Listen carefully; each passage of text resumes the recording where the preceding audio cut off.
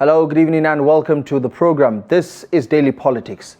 I'm Abdullahi Ahmed. Tonight on the program, the cracks within Nigeria's main opposition party, the People's Democratic Party, are becoming more visible and of course causing internal wranglings, leadership tussles ahead of the 2027 race of the presidency. Now, with second-term governors quietly positioning themselves for the party's presidential ticket and the coalition talks gaining traction in the wake of a weakening opposition front, questions are now being asked about the PDP's ability to present a united front in the next general elections. Is the PDP at risk of losing its relevance, or are these tensions part of a broader recalibration ahead of 2027? We will explore what these realignments mean for the party's future and whether it can survive this political storm.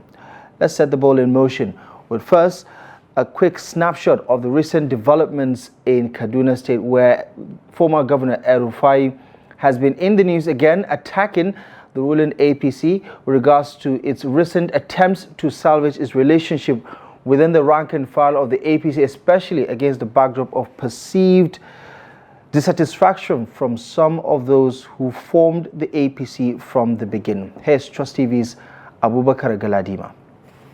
In a sharp rebuke of his own party, Nasir El-Rufai declared that All Progressive Congress has strayed far from the ideals that brought it to power. He warned that Nigeria has been in decline since President Bola Tinubu took office and hinted at looming political realignments. I have always addressed wrongdoing in government because I believe that governance is for the people, not for individuals in power. There is nothing wrong with that. I have never disrespected President Buhari. Anyone who knows me understands the respect I have for him. I believe he respects me too. El-Rufai reiterated his stance as a principled politician who speaks truth to power, reminding Nigerians that he opposed policies under President Buhari when he believed they were wrong, such as the controversial currency redesign. I took him to court over his currency change and cashless policy. My action was against the government, not against Buhari personally. I did this because I witnessed the suffering of the people during that time.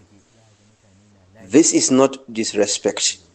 It was my way of expressing my concerns. Reacting to talk of opposition forming a mega coalition to challenge APC in 2027, Governor Obasanjo dismissed the idea, saying it is more about power grabs than genuine concern for Nigerian people. Because you talk about merger here, yes, but the way I'm looking at things, merger, when you talk about merger for what? Merger for grabbing power or merger for working for the interests of the people? That you have to define it. I would have been worried if merger is about transforming Nigeria. But when you are fighting government that you are part of it, you contributed in bringing the situation where it is today. Anybody, like I said, who is from northern Nigeria, that held political office in the last 20 years, all of us must look at ourselves in the mirror and apologize to the people of northern Nigeria. We'll let them down. Adding fuel to the fire, El-Rufai recently paid a visit to former President Muhammadu Buhari amid reports of his defection to the Social Democratic Party, SDP. The same day, Buhari also hosted Atiku Abubakar and a separate delegation from the APC led by National Chairman Abdullahi Ganduje, a political spectacle that has tongues wagging and speculation soaring. As Nigeria inches closer to 2027, these emerging cracks could signal bigger political earthquakes on the horizon. Abubakar Abdullahi Galadima, Trust TV News, Abuja. Well, of course, as you can imagine, this, as well as some of the other latest developments within the polity, is one of the reasons people keep talking about why 2027 has already taken over the political atmosphere in the country. Also, against the backdrop of that particular development, the PDP Governors Forum have also given their vote on the possibility of working towards a coalition, where in a communique they clearly stated that the PDP is not going to explore any sort of coalition or merger going into 2027. And this, of course, is the position of the PDP Governors Forum. And of course, you consider their input on the state of affairs in the PDP, you can, of course, take it to the bank that this is most likely going to affect the decision of the main opposition party going forward, which directly contradicts the moves made by former Vice President and the PDP's two-time presidential candidate, Atiku Abubakar, whose body language has been leaning towards a coalition alongside the likes of El-Rufai and some key political figures within the PDP. But of course, doubling down on some of these developments within the fold of the PDP, the Governors Forum's position to support Ude Okoye as the substantive National Secretary or acting National Secretary has been met with some degree of pushback from within the PDP. And just a day after that, the Southwest Congress of the PDP pretty much sounded the alarm and the need for the PDP to work together and, of course, to sort out all of these internal disagreements in order to forge a united front ahead of 2027. Here are some of the key political figures in the Southwest with their take on what the PDP needs going forward. Are supposed to be here again. INEC is there observing what we're doing. Security people, they are here. This is democracy at its peak. So I can only wish us well. This is the foundation that we're about to lay. And I believe this will also show the way to what PDP will do at its national convention. So I am also going to have my valedictory thing today. I haven't spent 25 years on a working committee, and it's time for me to bow down. The younger ones now are ready. So when we started, it was so small. Look at the crowd. And so if the APC, and I am saying it publicly and emphatically, apart from Gwanduje, you hear, who is the national secretary of APC? Who is the woman leader? Who is the national treasurer? They have no structure. We are the Iroko, political Iroko tree for this country. And you can see, what are we doing? Everybody is happy, everybody is, ready to put in so that there can be a change. We are hungry and we are therefore angry. Let me say this. When there is peace, you must find love. Where there is love, you must find peace. We can tell you 100% of Oyo is behind Governor Seyi Makinde. He's the zonal leader. Whatever he has agreed, if you look at it, this is more of a fanfare. The agreement is already in place and we are in agreement. So we are not here to drag anything. It's been settled. When there is good leadership, there's not really a lot of problems. I don't really care, once the decision has been taken, which they have looked and they have vetted the right candidates and we have voted. Well, exactly what's going on right now is what was my expectation. Like, everything should go in peaceful.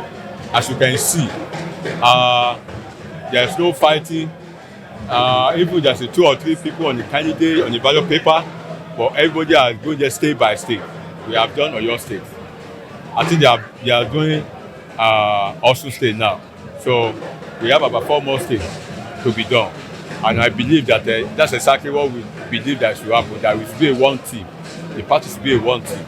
Even though we are stand as an opposition party, and you know that every 4 years is what we have to do, and we are doing it today in Oyo State. I have a lot of things to say, but I have to limit myself. But I want to assure you that we will move the party forward. Today we have 2 governors. Abdullahi is celebrating 3 governors. There's no doubt about it. We want to stay, but it was flooded. We went to the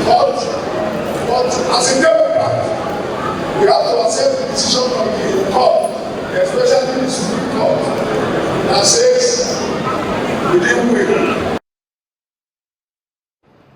All right, the PDP looking coordinated there in the southwest for that Congress, but of course, if you zoom out nationally, the party is still dealing with quite the political mess, internally and externally. Coalition to be or not to be, leadership-wise, what is happening with the National Working Committee? Who is the real National Secretary of the PDP? And of course, all of this against the backdrop of the competing interests for who gets the ticket to battle it out with the likes of President Ahmed Tinubu for the presidency in 2027. Well, let's speak to someone who has been a stakeholder of the PDP for the longest time, a political aide and ally to former Vice President Atiku Abubakar. Honorable Olamide Fabiyi is joining us for this conversation tonight. As always, good to go. Good to see you again. Thank you so much for taking the time. Thank you very much for bringing me again.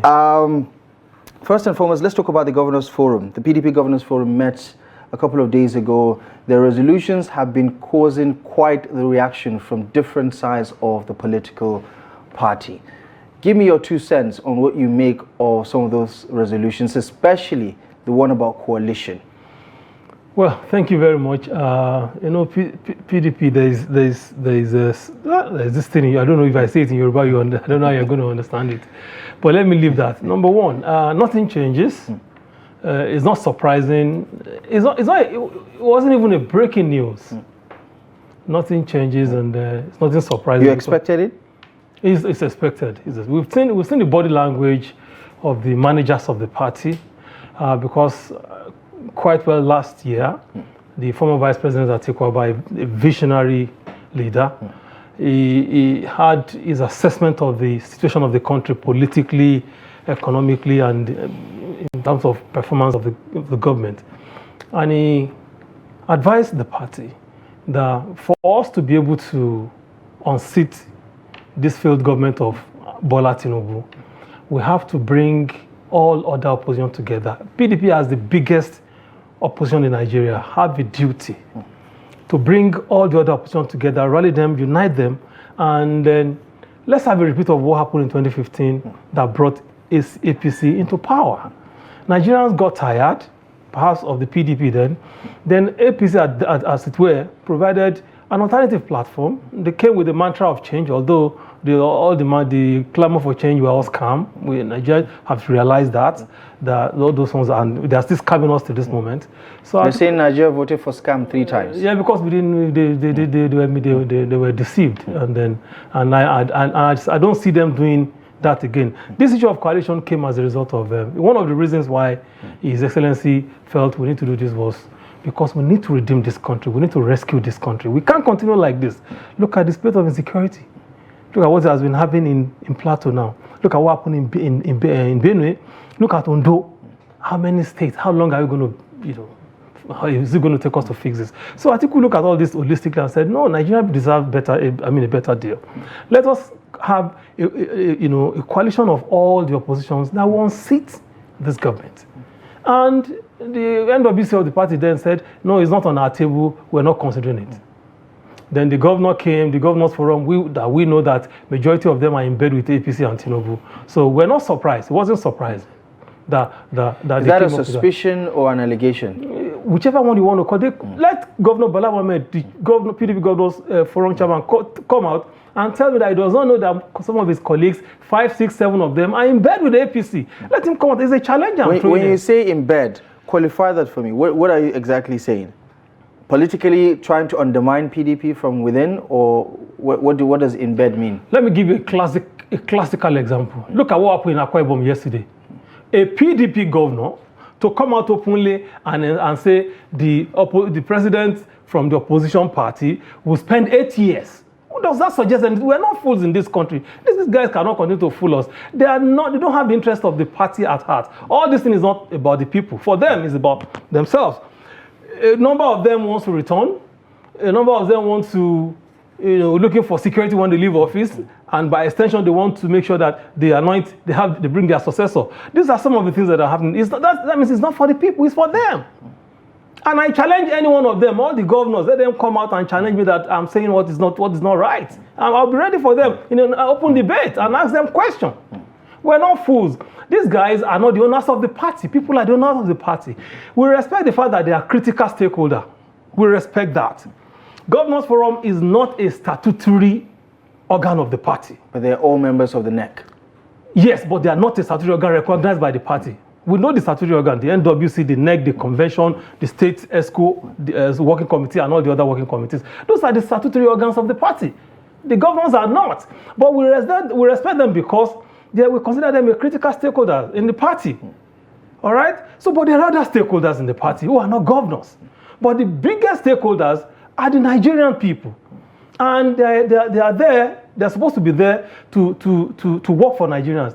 What majority of the PDP members and Nigerians expected them to do was to sit down and address all those issues that have been bedeviling the PDP critically, but they didn't discuss that. If they were honest enough, if these governors were honest enough, why didn't they discuss Wike in that meeting? Or they didn't see Wike, they didn't know what Wike has been doing. I mean, they threw their weight behind Ude Okoye, and he is the one battling the position of the National Secretary with Wike's man. They did not. Who is Senator Anyao? No, they did not. What their recommendation, what they said was that the Deputy National Secretary should be in acting capacity pending when the Southeast caucus will present a candidate that will be presented to NEC and all of that. That one in the itself is even unconstitutional. It's unconstitutional. This NWC in the history of PDP is the worst NWC. I have my friends among them. You can't surely say that. I mean, they are. It's my party. They are, and I'm saying it with all sense of responsibility. They know. I have my friends among them, and I've told them that you guys are the worst NWC, just like we have this class of governor as the worst in this of in the PDP. Let me tell you something. We were in this country when PDP was ruling, when we had President Obasanjo as the president, when we had Jonathan as the president, when we have Umar Yar'Adua as the president. Then APC, we never saw any of their governors hiding under the president of PDP to kill their own party. We never witnessed it once. What they did was to carefully sit down, meticulously, and strategically plan how to take over. And they did it, and they achieved it. No, but you poached so many of the opposition, so much so that there are very few of them left. How? Governors? You poached so many governors. So many governors cross-carpeted from ANPP to PDP. So many of them cross-carpeted. Tell me one. I mean, you had the likes. There are so many of them. No, tell me one. Under Obasanjo, under Goodluck Jonathan. That from AD that joined PDP. I mean, AD is one political party. There are many other political parties. Who in ANPP? Who in ANPP? Who in APP? When they change to APP, tell me now. I'm here. So I'll tell you it's not true. So Ali Modu Sharif never changed. Never came to PDP. That was one of the biggest, the strongest APP governors we have. With the strength and everything, didn't come to PDP. So they should tell me, so why are these ones doing this? It means that they are not doing it for anybody, it's because of them. All this fight they are fighting Atiku Abubakar is because of themselves. It's as if they didn't know. A serious opposition party would have sat down and said, we are the biggest, and that is what Atiku was saying. We are the biggest opposition party. Let us sit down. What stops them at going NWC to have come up with a proposal? Even someone NEC because of that. This thing, we need to rally all the opposition to face this. Now I remember the likes of Issa Yuguda, for instance, because I've been racking my brain trying to remember. Came from where? It came from ANPP to PDP. To PDP. Right. In case you've forgotten. No, yeah. So that's from ANPP. Yeah. So how did you come about? Who brought him to PDP? He came on his own, not the way these people are doing, going about seeking perch, hiding under President Tinubu to destroy their own party. These guys have immunity, and a man who does not have immunity is controlling them. They are so scared of Wike. Who does that? My dear brother, no serious opposition, no serious political party, no credible opposition would distance itself, I'm telling you, from the strategic imperative of coalition building. Especially when you are in a country when the ruling government is standing on the neck of the people. It's safe to say, Mr. They are saying that the PDP has what it takes to win back power alone. How? Which power? Which this fragmented PDP? How? How? You seem to say that they have faith in PDP more than you do. No, this meaning what I do? Yeah, because they have the faith that the PDP can do it alone. What faith? This party that is no more inspiring, that anybody, you think twice before you say you want to pick nomination form in PDP. We saw it in Anambra, and that's going to be a dress rehearsal to what is going to happen in 2027. It's no more. Everybody knows. You're saying PDP cannot win alone. PDP cannot win. There's no how now. They know. These guys know. But because of the fact that they don't want to see Atiku's face, because they see Atiku as a threat, and I keep asking them, who is afraid of Atiku Abubakar? For heaven's sake, this man meant well for this country. This man is not fighting PDP. He has not taken PDP to court. It's these governors that are taking PDP to court. He has not done anything towards the party. Rather, he believes that we need to chase, we have a common enemy in the APC. Let us chase them out and take over. So what is it? Is there a chance that this whole coalition was Atiku's idea? His idea of synergizing and galvanizing a movement that he hopes to spearhead? What does a visionary... That he hopes to spearhead. That the coalition is all about him being the leader of the opposition. It's not about Atiku. Anything that has to do with politics, that has to do with what we are talking about, it's not about Atiku Abubakar. He has said it many times. It's about this country. The country has done a lot for this man. And he feels too much is given, much is expected. While I'm still alive, while I'm still active, let me see how best I can contribute my own quota to development of this country. That is what Atiku is not fighting PDP. What Atiku is saying is that let us all come together and unite to chase these guys. Why isn't he working with the PDP governors on this particular mission? Why is he sidelining He doesn't them? have to. No, please. He did not sideline PDP governors. But he's not working with any of them. Atiku told the party, no, this is where many people are missing it. It is the function, it's the responsibility of the party to rally every subject under that party. So does that mean that Atiku Abubakar is jumping the gun by going at it himself without the party's permission? He's not joining, he's just jumping any gun. But the party didn't give him permission. He doesn't need the permission of the party. That is the beauty of democracy. That is what is granted under the constitution and democracy, freedom of choice. Sounds like an overreach to me. It's not an overreach. It's never an overreach. Somebody who wants progress for this country, who wants the party to progress. Yeah, but he has to play by the rules. What rules? When he has told them, he told them that they didn't listen, I just told you that last year, he told the party. We saw when the party came out and said, it's not on our table, we're not even discussing it. Who does that under this kind of situation? Is Atiku the type of political leader who is my way or the highway? Because it looks like since he's not getting it his way, even all this coalition we are talking about, they've not even decided, okay, who is going to be president or who is going to be what not. If the majority said is Atiku will go. If they say it's not him, it's for the country. It's not because of Atiku Abubakar. It's for this country. Let us redeem this country. Let us rescue this country. That is the idea behind all of these things. So, and the man has made it abundantly clear that, well, I just want to try my best. Now, let me tell you something. Consultations are still ongoing. The governor jumped. They jumped the gun. One is too early. It's still too early for them to have done what they have done. I tell you, if care is not taken, many of them will not have a platform to contest in 2027. The likes of Governor Bala Mohammed, who is the chairman of the PDP Governors Forum, yes, and Governor Sheyi Makinde have already expressed their interest in running for the presidency. Do you think this explains their pushback? It's welcome. That is the beauty of democracy. As long as you feel you have what it takes, enter the ring. In 2019, a lot of people contested against Atiku Abubakar. Atiku emerged.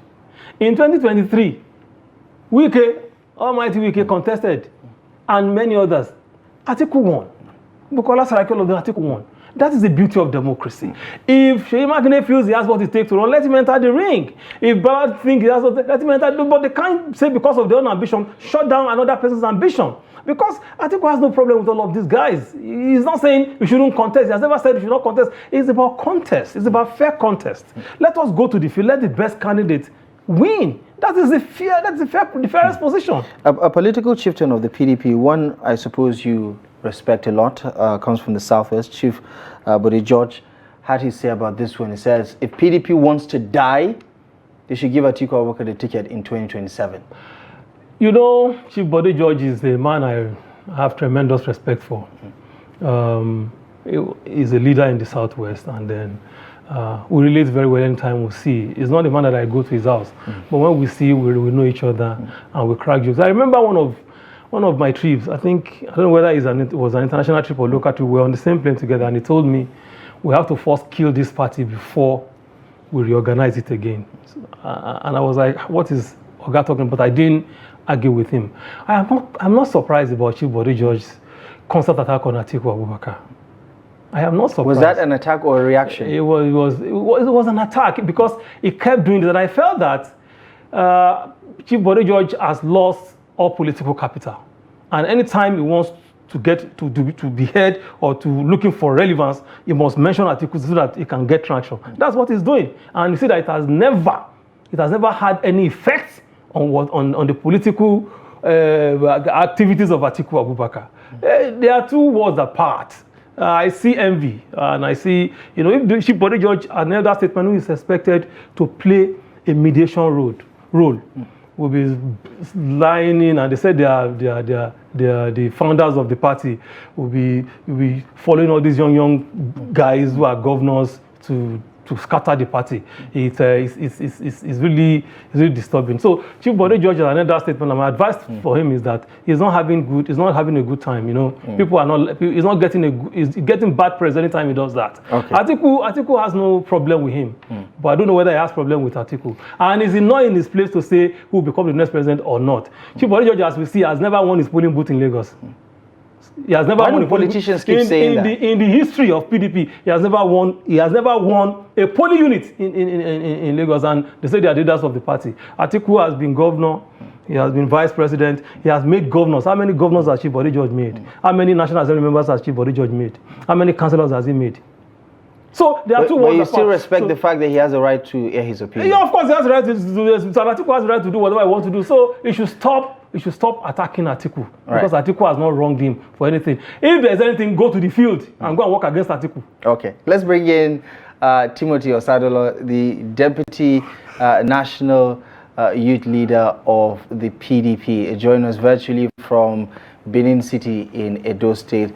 As always, a pleasure. Thank you most kindly for joining us. I suppose you've been keenly listening to the assessment of situations in the party from Honorable Olamide Fabiyi here. I just want to get your quick reaction to some of the things he had to say about the internal fighting, as well as how the PDP comes across to the rest of the country with all this dysfunction. Well, good evening. I thank you for having me, and I greet all Nigerians listening to this platform now and I will listen to it much later. My brother in the studio, Honorable Fabiyi, a pleasant evening to you, and I wish you the best as always. And though I didn't hear where you started from the little I heard, I think by and large I give it to you, and we can continue from there. Yeah, okay, so let's talk about it. The resolution of the Governors Forum has caused quite the controversy. A lot of pushback from the Senator Anyanwu camp. As someone who understands the workings of the National Working Committee, what is your reading of this development, and how is it going to fare? Because we understand that Senator Anyanwu is not going to take this one sitting down. So what does that mean for the party, especially with all that is happening in the build-up to 2027? Well, the PDP is a party of rules and regulation. It's a party that respects court judgments and the constitution of not only the PDP, but the constitution of the Federal Republic of Nigeria. Now, before the governors made their pronouncements, the highest court of the land, which is the Supreme Court, made a statement or gave a judgment. What are the issues? So I think padding or trying to amend or trying to flower the pronouncement of the Supreme Court judgment is not in the best interest of anybody at the moment. Rather, we should go and implement what the court has pronounced. Now, for the other issues, that I think my brother was reacting to just now about the PDP not interested in coalition. There's no sane political party on earth that would not want to work with anybody or people or institutions to strengthen its base. I think what the governors meant to say, which was part of the statement they said, that the PDP will welcome collaborations with persons and groups that want to work with the party. What I think I want to believe is an issue of coinage of words. That's the issue. Because the brand name of the PDP is what I think is what is dear to the governors and to people like us. Maybe perhaps they are trying to say we're entering these coalition talks. The brand name PDP should not be a subject of discussion. If that's what they are trying to say, I want to believe I will align with that to a very large extent. But to say that we will not welcome coalition amongst the key stakeholders and opinion holders and opposition figures in this country, it will be a huge service to the PDP and to Nigerians. Nigerians want this coalition to work. Nigerians want this APC government out of power. And Nigerians are ready to bury personal interest. And they want to see PDP leading this charge. Thank God the leader of the PDP as of today, Atiku Abubakar, has already kickstarted these processes of national consultations. So I don't see anything wrong with what the party is doing. The party is taking its time. The governors will remind you is a body within the PDP. It's not an organ of the PDP, but an influential body within the PDP. The party itself will speak when we go to NEC. So until the party takes an official position, whatever position that we canvass to the right, to the left, is just interest. But the overriding interest that I believe, and that all Nigerians look forward to, is a broad-based coalition. It's a broad-based project where all hands will be on deck to ease and push out this government as led by Senator Ahmed Tinubu, which is, if we are to put on a scale of 1 to 10, it will take abundant scaling to score them 3 out of 10. It will take some graciousness to score them 3 out of 10. So for me, I believe the PDP remains the most formidable vehicle amongst all the opposition parties as of today. And as the father of all opposition parties and all political parties in this country, it's only proper and fit and natural that we take the driver's wheel of these processes to oust and kick out this APC government into the dustbin of our political history. Right. Okay. A lot of that, some watching the conversation right now would say, that's just political speak. Of course, you're trying to sell your political party. Bringing it back here into the studio, the PDP has lost a lot of ground from 2015 to date, right? You've lost so many states to the APC and to other political parties like the Labour Party, for instance. You've also lost considerable ground in terms of the membership or the constitution of the National Assembly itself. The trajectory is not necessarily looking good for the PDP right now, and the internal wranglings itself is making PDP less desirable in the eyes of Nigerians. In terms of weighing this coalition, however it looks, I guess Honorable Osadolor's point is that let's not water down the brand PDP in whatever coalition, so the PDP does not lose its identity or its history. But how does this coalition work when all the directions are looking towards SDP, and now we're hearing PDP is trying to also maintain its integrity? How does this work? Okay, thank you very much. Let me first thank my brother Timothy, one of the finest young guys we have in the party, one of the younger generations that a lot of us are, we relate with ourselves and all that. I share his views, I share his opinion, but let me say this. When the main coalition, when you go into a coalition, you don't lose your identity. So let me tell you something, these governors, The leadership of the party know all of these things. But there is a hidden agenda. That's what I want Nigerians to understand. It's not that they don't understand all of these things. Atiku didn't say PDP should lose it. How can PDP even lose its brand? That's the biggest one-time ruling party in this country, robust. And now the biggest opposition will lose. Have we ever had a successful coalition where all the parties maintain their identity? No. We'll have merger, and that was how APC came. When you go into merger, you lose your identity, but when you go into coalition, you don't. You don't lose your identity. That's why you see the likes of APC saying we are the best for coalition. We can be. And NPP say this is the thing, and nobody. So let me tell you, and it's not as if these guys don't know. They know what to do. Let me tell you this. The governors know what to do. The party, the NWC know what to do. And why did I say this is because what stops them from saying, okay, Your Excellency, you've been talking to these guys, right? Tell them to come and meet us. My expectation of the Magun was that it would have set up a high-powered committee. Call someone next meeting because of that. Agree on maybe David Mark, maybe Saraki, maybe somebody, a high-powered committee to go to begin the engagement with all these opposition parties. That's how it's supposed to be.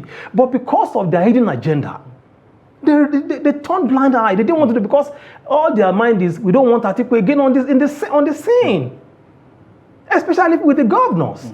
So this is the truth. And I stand to be challenged by anybody. It's not as if they don't know. When did this? Nobody is saying PDP lose your identity. When did this fallout happen between Atiku Abubakar and the governors? Because even in his home state, it doesn't look like his relationship with Governor Ahmed Fintiri is in the best of situations. Well, it's left for Governor Ahmed Fintiri to explain to the world what Atiku has done to him to be doing this kind of, because why do you always make it look like Atiku is the victim of some wrongdoing? Because he is. Because he is. Okay, what has Atiku done to all the PDP governors? In 2023, we had a contest. Atiku emerged. Some of you said because Atiku emerged from the north, he was supposed to go to the south. You have right to it, but we have passed that one now. Why still continue the crisis? Why still fight? Why do you want to kill the party because of that? These things are very clear. It's not because I'm not trying to make Atiku a victim. This is the way I see it. What has he done to them? And most of these governors, Atiku has supported them to be who they are today, including Ahmed Fintiri. Let him come out and say Atiku has not helped him. He almost lost the last election. We know the role Atiku played. We saw the video where he was prostrating for Atiku, thanking him for standing by him. So is that kind of person you pay back with this kind of thing? Let us be realistic. I'm not an emotional person. I'll say it as it is. If you want to get angry, get angry. So my own is that nothing stops, back to the party, nothing stops the party to have, because they are supposed to be at the forefront. You are not saying anybody who wants to come should come. Is that how it is done? Coalition, merger, alliance, they are not new to our Nigeria political landscape. Do you understand? So you are supposed to, okay, call them. There's a committee that will work with you. Work out the model and bring back to the party. That's how it's supposed to be. Right. But they refuse to do that because of the hidden agenda. I will see where this will leave them. Let me tell them today, coalition is going to work. It's a movement. Consultations are still ongoing. Atiku will still talk to some of the governors that are reasonable. And I think as we speak today, 70% of members of the PDP who are not governors are in tune with this coalition movement because it's about Nigerians. It's not about Atiku Abubakar. Okay. It's about redemption, it's about rescuing, it's about recovery of this country. Okay, let's go back to Osadolor. That question again, this fallout between this perceived fallout, because it's not necessarily an all-out war, but I think we can read in between the lines. The PDP governors and the likes of Atiku Abubakar and other stakeholders who are pushing for this coalition are not necessarily on the same page. What would that cost the PDP, especially in the conversation around 2027? Well, for me, I was very relieved, and presently I was very excited reading the statement of the leader of our party, Atiku Abubakar, a few hours ago, as his reaction to the position of our esteemed governors of the party. What I agree with him, more importantly, is that consultations are ongoing. This conversation is ongoing. And I also believe that some of the reservations stems from lack of adequate information and consultation, which I will forgive all parties from. Again, it's still early days.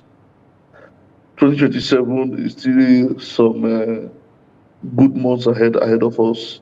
But because of those we are working against, who neither sleep nor slumber in perpetrating evil, we cannot afford to lose sleep. We cannot afford to waste time. That is why these consultations and these meetings must be expediently concluded so that Nigerians will be told the direction on time. Now, I make no mistake to tell myself, I will not tell myself the governors of the PDP or any party do not have a role to play. But in the overall best interest of the party, everybody must come down from their high horses. As we speak today, who in the PDP has already made 5 million plus voters in his pocket? Aside Waziri Adamawa, I don't see that person. And that is not to flatter or overmassage his ego, but I also believe that even that 5 million plus votes out of over 100 million voters in Nigeria is too significant. The president that is Dobale with his son all over the north of this country knows that the 8.9 million votes that they have is less than votes that 4 states in the north can deliver if they really want to vote according to their registration strengths. So you see, it's still early days for anybody to say, I can do this on my own, or we can do this our way, or we'll do it the other way. For me, there are 2 ways to this election. Coalition, which must have internal cohesion backing it from all the parties and stakeholders involved. Then voters sensitization and mobilization. Less than 25% of registered voters voted in the last general election. What happened to the remaining 75%? If any political party had been able to summon and gather 15% of registered voters, that party would have been declared winner in the last presidential election. We all saw voter apathy, and that is what this government is doing now, that people are not even pointing out. Well, I'm sure maybe because of this coalition talk that people are trying to take things one step by the other. What this government is doing now, they should be called out, and all opposition parties should wake up to it. This voter apathy thing is real, and this government is systematically going about it to dampen the spirit of Nigerian voters, to lose faith in the electoral process, so that the abracadabra they used to do in the elections can be done, and Nigerians will be too disenchanted and too laid back to even protest. So beyond this bickering of who gets to meet, we must also be alert. All right. I think we just lost the connection there. We're going to circle back to Timothy. Okay, I think we have him back. Timothy, we lost the connection there for a moment, so you might want to recap your thoughts. So for me, what I will try to say is that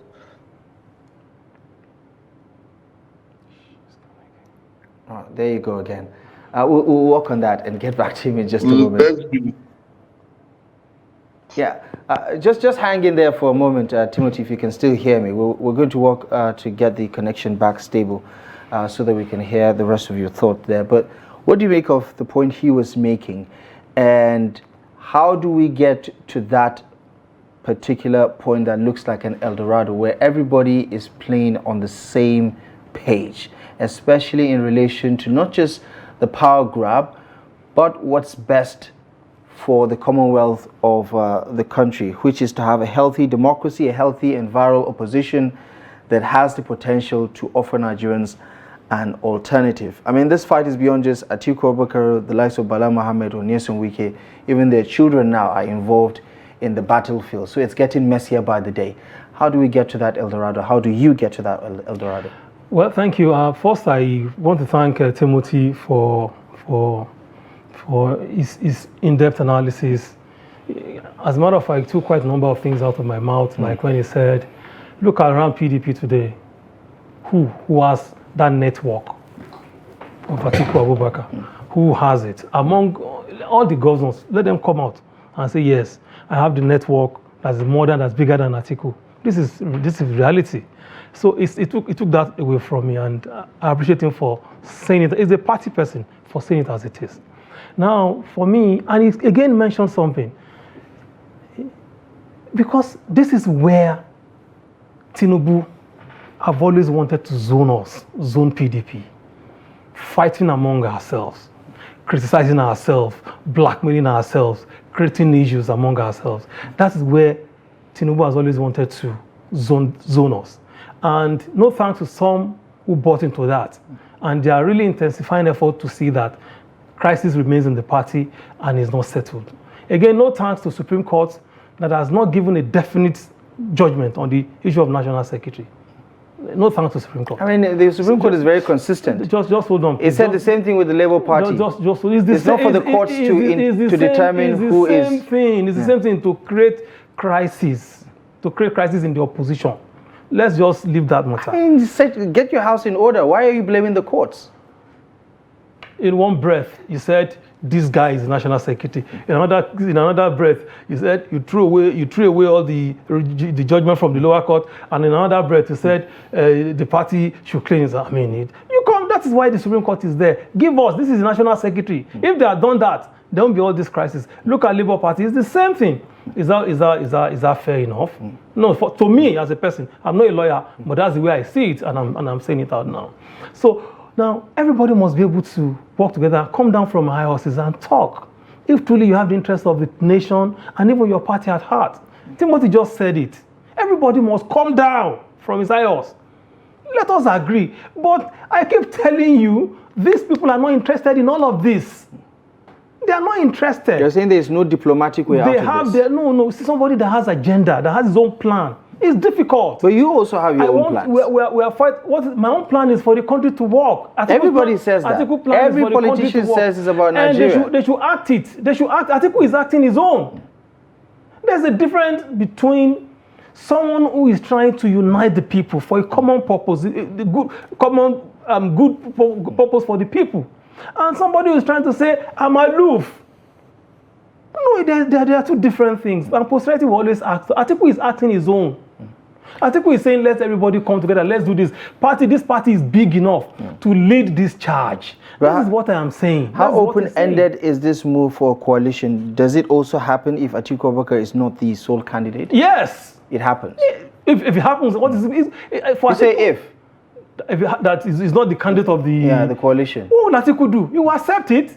It's not a do-or-die affair for him. He has contested many times. He has lost. It's not new. See, I tell you, I want the ask you to come and interview this man. So you don't think this whole thing is being set up so Atiku could lead the coalition? I don't know why the press is giving us this, because this is not the first time I'm hearing it. Who told you that this is why this thing is being set up because of Atiku?